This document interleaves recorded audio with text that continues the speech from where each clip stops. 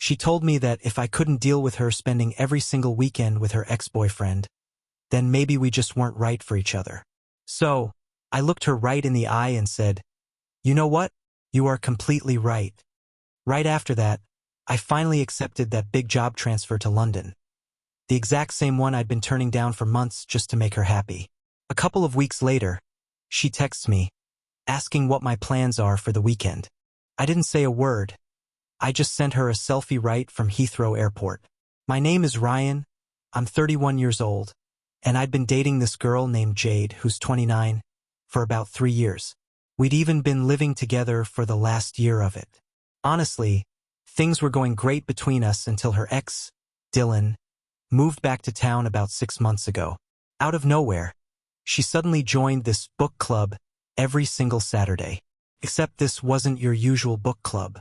It was literally just her and Dylan, hanging out alone at his apartment, supposedly just catching up and working on their friendship. Whenever I brought up how uncomfortable the whole situation made me feel, she'd just shrug it off. She'd tell me I was being completely paranoid and remind me that they only dated for a couple of months, like 5 years ago, so he was strictly a friend now. I didn't want to be the crazy, controlling boyfriend, so I tried my best to just swallow it and be understanding. But then, this weekly book club started stretching into brunch on both Saturday and Sunday. Before I knew it, Friday movie nights were added to the schedule too. All because Dylan was going through a rough patch dealing with his dad being sick. The whole thing finally reached a boiling point about 3 weeks ago. Around that time, I'd been offered a massive promotion to run our company's office over in London. We're talking a salary of £130,000, a full relocation package, and they were even going to cover a beautiful 3-bedroom apartment for my first year. It was an absolute dream gig, but I actually turned it down twice because Jade made it clear she didn't want to move away from her family. Well, cut to that specific Saturday, and she's getting all fixed up for another one of her book club meetings. She'd done her hair, put on a brand new outfit, and was wearing this specific perfume that she never bothered to put on for our actual date nights. I looked at her and suggested that maybe she skip it just this once, so we could go check out that new Korean restaurant down the street. She just rolled her eyes at me and said, "Ryan, we've already talked about this. Dylan is just a friend. If you seriously can't trust me to hang out with my ex on the weekends, then maybe we shouldn't even be together." I just stood there, staring at her for a few seconds while it all sank in. Then I told her, "You are completely right." You should have seen her face, it just completely froze. She stammered out, "Wait, what?" And I just repeated myself. I told her she was right, and that we obviously weren't meant to be together. Right before my eyes, her face went from pure shock to total confusion, and then straight into anger. She started backtracking, saying, "Ryan, come on, I didn't mean it like that, but I wasn't having it." I told her, "No, you hit the nail right on the head. This whole thing isn't working."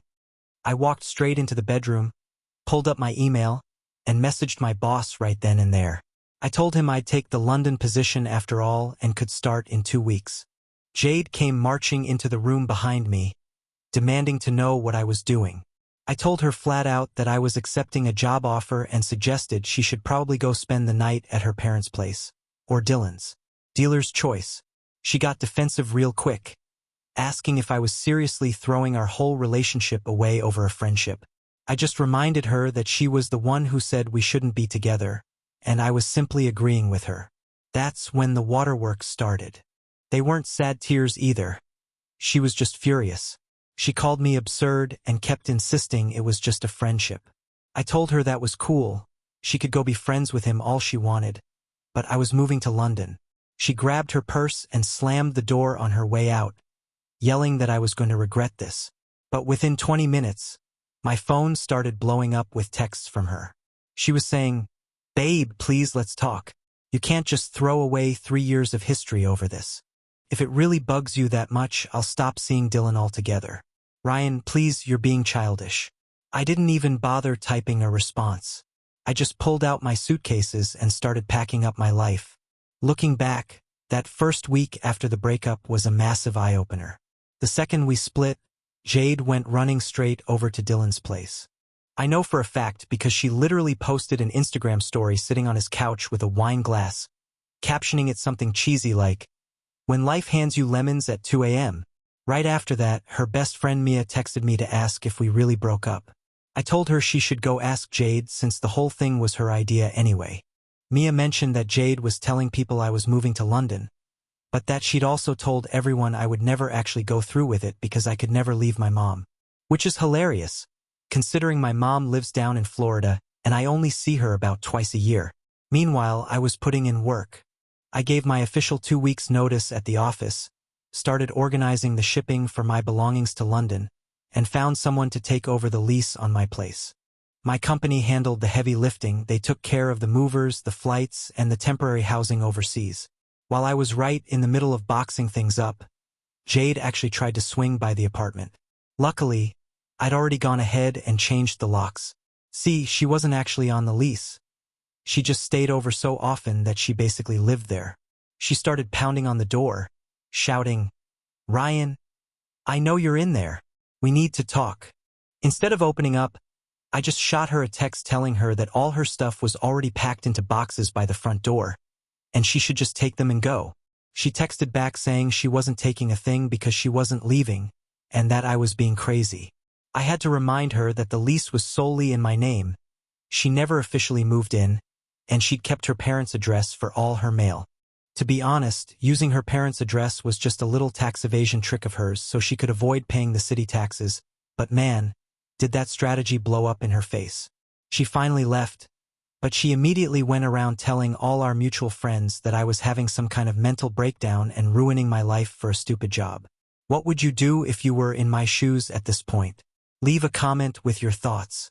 But then, the real truth about Dylan finally came out. My buddy Ethan works out at the same gym as Dylan, and he ended up overhearing him talking on the phone in the locker room. Dylan was saying stuff like, "Yeah, she's pretty much single now. Her boyfriend is totally losing his mind. No, babe, I told you, Jade and I are just friends. Yes, of course I'm still coming to your sister's wedding. What do you mean you saw her Instagram? That didn't mean anything." As it turns out, Dylan actually had a whole girlfriend named Olivia who lived about 2 hours away and only came to visit him every other weekend.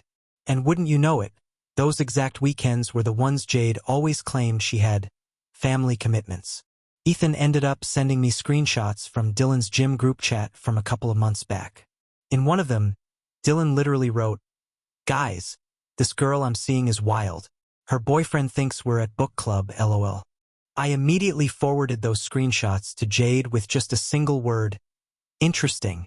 She proceeded to call my phone 17 times in a row, but I ignored every single one of them because I was a little busy booking my plane ticket. By the time Saturday rolled around, my flight was scheduled for 3 p.m. Coincidentally, that was the exact same Saturday afternoon time frame that Jade had been spending at book club for the past 3 months. That morning, she showed up at my place unexpectedly. But this time she brought reinforcements. Her mom, Diane, and her sister, Haley. They were in full-blown intervention mode. Diane started off all sweet, saying, "Ryan, sweetheart, Jade told us all about the mental health crisis you're going through." I looked at her and asked, "What crisis?" She told me this sudden choice to pack up my entire life and move across the ocean was clearly a cry for help. I had to correct her right there and let her know it was actually a 70% pay raise and a major executive position. Then her sister Haley chimed in, asking about Jade and telling me I couldn't just abandon her. I told her flat out that Jade was the one who ended things, and I was just respecting her decision. Jade lost her temper and started yelling that she didn't mean it literally. I just told her that if that's the case, she probably shouldn't throw around ultimatums she isn't ready to back up. Diane tried to switch up her tactics then, bringing up the apartment and arguing that Jade lived there. I reminded her that no, she just visited. All her mail went to Diane's house. Her name wasn't on a single utility bill, and legally speaking, she was just a guest. Haley kept pressing me, asking if I was seriously throwing away our relationship over a simple friendship. Instead of arguing, I just pulled out my phone and showed both of them the screenshots from Dylan's gym chat. The room went completely silent. Diane turned pale as a sheet and asked if it was real. Jade's face turned bright red, and she started stammering that the messages were totally taken out of context. I just looked at her and asked what kind of context makes a phrase like her boyfriend thinks we're at book club LOL. Okay, that pretty much ended the meeting. They finally left after Jade screamed at me, calling me emotionally manipulative just because I snooped on Dylan. I wasn't even the one snooping. Ethan just shared the info because he thought I had a right to know the truth. Around noon, I posted a picture on Instagram with the caption, "A new chapter begins. London bound." My comments section immediately exploded with people going crazy, asking when this happened, and wondering if this was the reason Jade had been posting videos of herself crying on her stories all week. At 2:30 p.m., right as I was standing in line to board my flight, I got a text from Jade. She asked what my weekend plans were and if we could please talk. I didn't type a reply.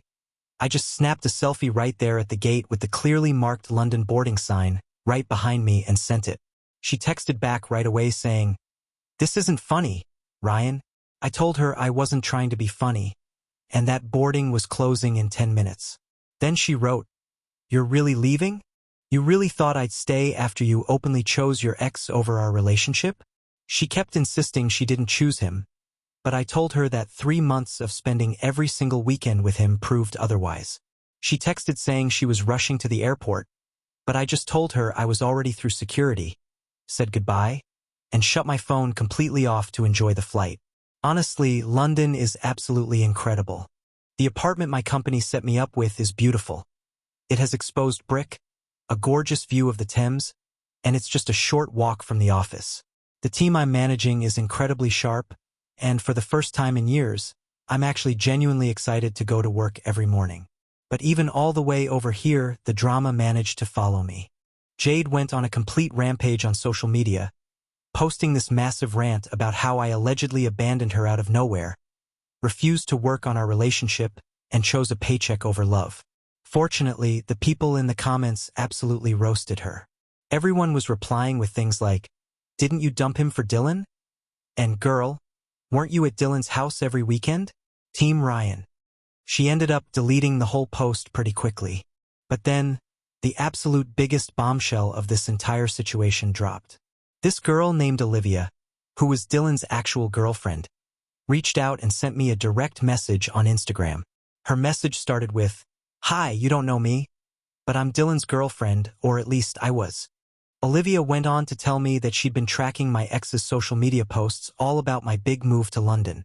When she confronted Dylan about it, he tried to play it off by claiming Jade was just completely obsessed with him and totally out of her mind. She wanted to know if that was actually the case, so I didn't hold back. I sent her absolutely everything, the whole breakdown of the fake book club lies, the screenshots from his gym group chat, and the exact timeline of when they were meeting up behind our backs. The poor girl was absolutely crushed, but she thanked me for finally giving her the truth. Then, she decided to return the favor and forwarded me a bunch of text messages that Dylan had sent her. In the texts, Dylan was saying stuff like, "Look, Jade is just lonely because her boyfriend is always stuck at work. She honestly just needs a friend. I mean, yeah, she's kind of cute, but she doesn't hold a candle to you, babe. Plus, her boyfriend is a total nobody. He probably only makes around 40K working some basic IT job. Hey Dylan, keep talking your trash, buddy. Back then I was making 75K, and now I'm pulling in 130K over here." Anyway, Olivia didn't waste any time. She dumped him right then and there, and she did it in the most public way possible. She posted all those text screenshots straight to her Instagram story, plastering them with hashtags like #cheater, #liar, and #bookclubmyass. It wasn't long before Dylan started blowing up my phone, blowing it up from 3 completely different phone numbers.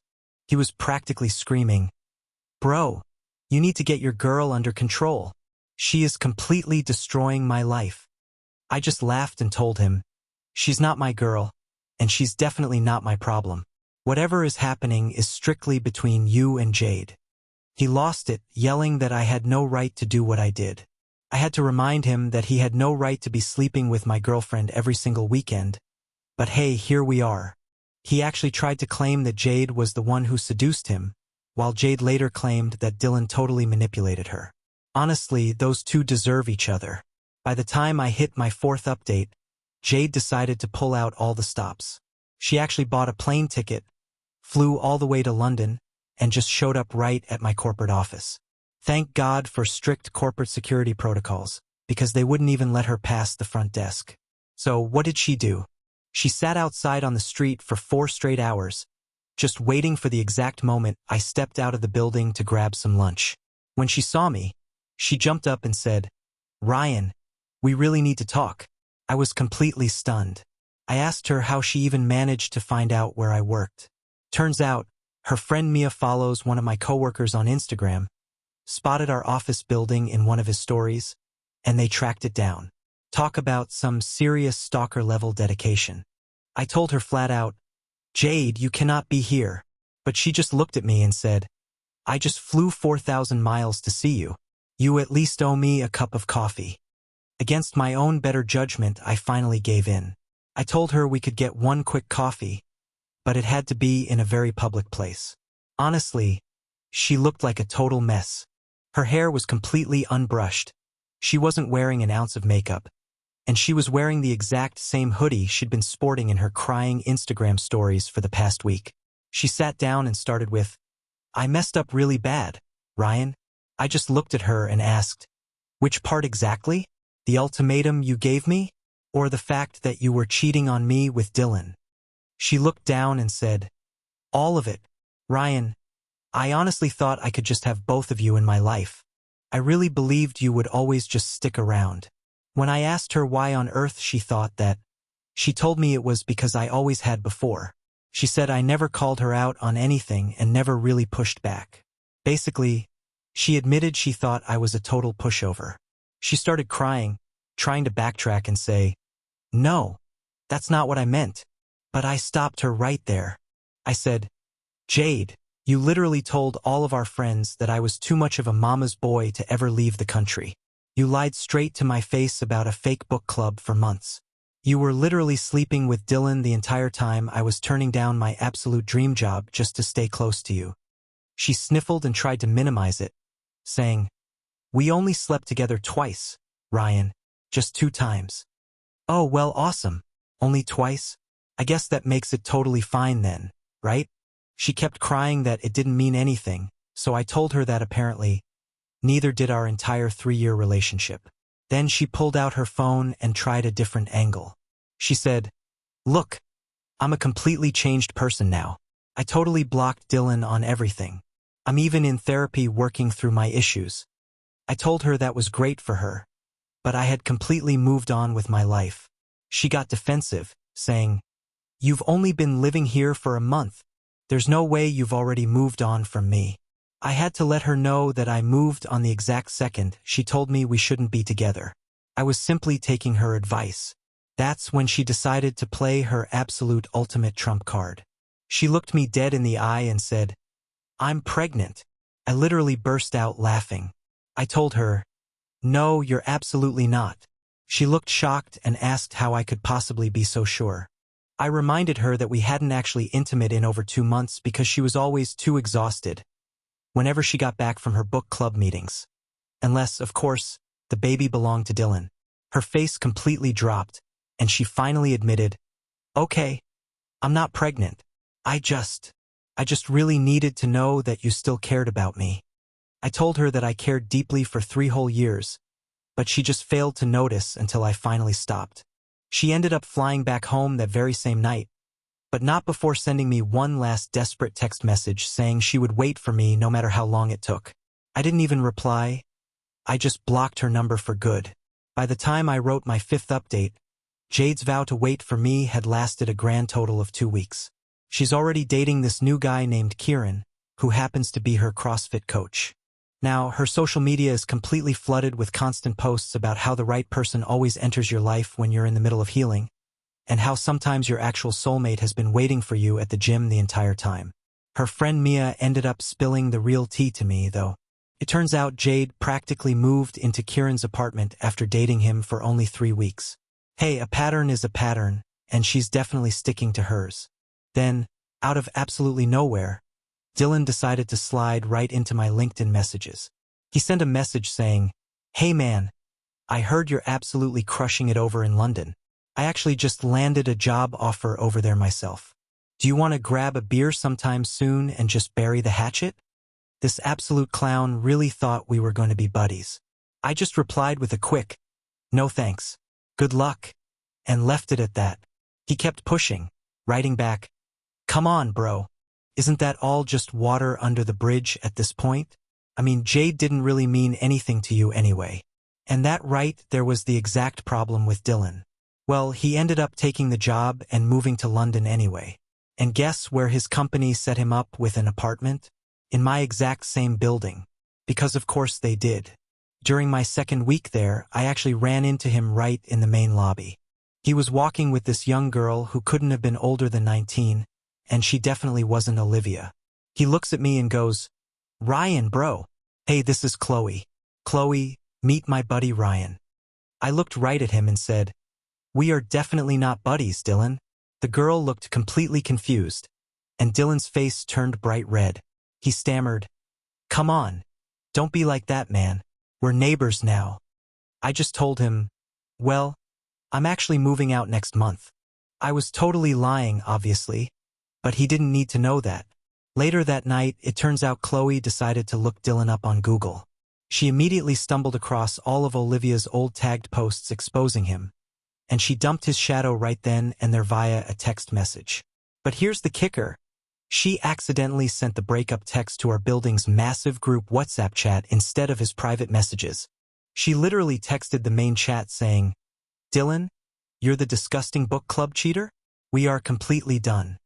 All 212 residents in the building saw it. Now, even the building security guards literally refer to him as book club whenever he walks past. For my final update, Jade's brand new relationship with her CrossFit coach completely imploded. Big shocker there, right? As it turns out, Kieran was also just friends with his ex-girlfriend, and they were apparently holding private personal training sessions together every single weekend. Jade ended up catching them red-handed in the middle of a very compromising stretching routine. She actually found a way to message me on WhatsApp because I'd completely forgotten to block her on that specific app. She sent me a message saying, I finally understand exactly how you felt back then. I am so incredibly sorry. I just left her message on read and didn't give her a response. But you want to hear about the absolute best piece of karma in this whole story? It involves that little tax evasion trick of hers. Remember how she claimed she lived with her parents just to avoid paying the local city taxes? Well, and my money is entirely on Olivia, since she works directly for the state tax office and absolutely despises financial fraud, ended up officially reporting her to the authorities. Jade got hit with a massive bill for 3 full years of back taxes, heavy penalties, and interest. It added up to about $18,000. Her parents ultimately ended up bailing her out and paying the bill, but they only did it under the condition that she officially pack up her things and move back into their house for real this time. Meanwhile, Dylan is still living here in London, but his professional reputation is completely ruined. The entire story of his book club cheating scandal spread like wildfire through our specific industry. Turns out, the professional circle over here is a whole lot smaller than you'd think. He hasn't been able to get a single date or connection from any corporate networking events. He still tries to call me bro whenever we're stuck in the elevator together, but I just continue to act like he doesn't even exist. Just last week, her sister Haley sent me a message. She told me that Jade is genuinely remorseful for everything that happened and is really focused on working on herself these days. I told her that was great for her, and I sincerely hope she gets her life sorted out. Then Haley tried to slide in a question asking if I was currently seeing anyone. I told her yes, I am. Her name is Aoife. She's an Irish girl who works in the publishing industry. She thinks this entire book club saga is absolutely hilarious, and she has exactly 0 ex-boyfriends that she feels the need to hang out with every weekend. On top of that, my 6-month job review just came around, and it came with another massive pay bump and an offer for a permanent role. The company told me they want to keep me around for the long haul, and I accepted the offer immediately. Jade's absolute latest post on Instagram was this long, dramatic quote about learning how to grow through your personal pain, and how sometimes people have to walk out of your life just so you can finally find your true self. Naturally, she had the comments completely disabled on the post. To all the people online who keep saying that I should have stayed and fought harder for our relationship, Why on earth would I do that? She explicitly told me that we shouldn't be together if I couldn't handle her hanging out with her ex, and I simply chose to agree with her. And to the people saying I handled things way too harshly, I literally passed up a completely life-changing career opportunity twice for a person who was actively cheating on me while calling me crazy and insecure for having doubts. If anything, I don't think I was nearly harsh enough. If you're wondering whether I have any regrets about packing up and leaving, the answer is absolutely not. I'm currently making nearly double my old salary. I'm living in a beautiful, vibrant international city. I'm dating an incredible woman who actually respects me. And Dylan is forced to watch me thrive every single day in a building where everyone literally calls him book club. My only real regret in this entire situation is that I didn't pack my bags and take this job the very first time it was offered to me. Oh, and Jade, since I am completely aware that you are lurking on all my social media pages using various burner accounts.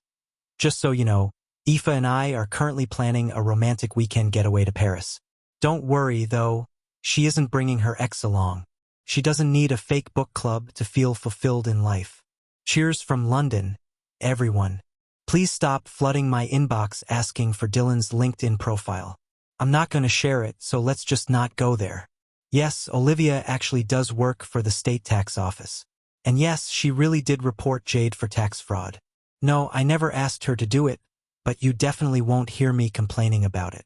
For everyone claiming this whole story has to be fake just because Dylan ended up moving into my exact building, you have to understand that this is entirely corporate housing. My company has a specific corporate lease agreement with this building, and there are at least 4 other people from our industry who live here too. London might be a massive city, but the professional circles within our line of work are incredibly tiny.